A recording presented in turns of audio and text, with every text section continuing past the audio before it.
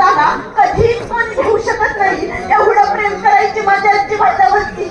ज्या दिवशी माझ्या आयुष्यातून माझी आजी गेली ना, त्या दिवशी माझ्या आयुष्यातलं प्रेम गेलं.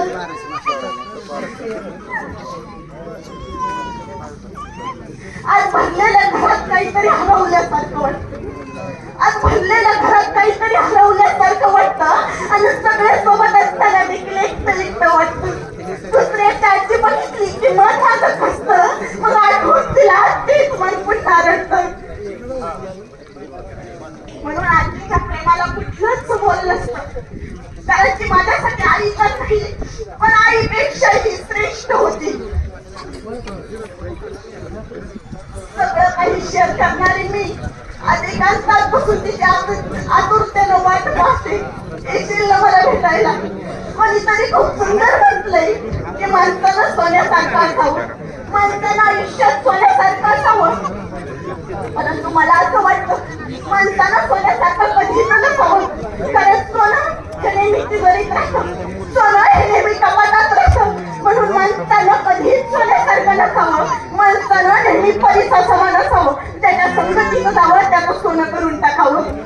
असंच माझ्या आयुष्याचं सोनं करणारे माझ्या आजीच्या आत्म्यास चिरशांती लाभो एवढी त्या ईश्वरच्यांनी आणि प्रभूच्यांनी प्रार्थना करते आणि या शेवटच्या 2 ओळी माझ्या आजीसाठी आजीला समर्पित करते.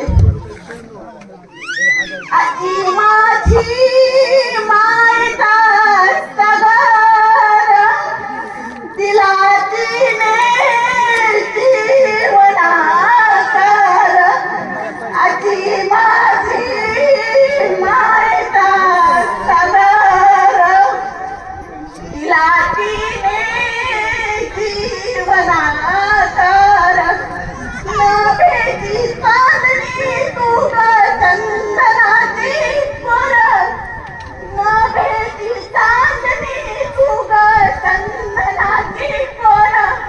शीतल तुझी छाया मला हवी जीवनभर, शीतल तुझी छाया मला हवी जीवनभर.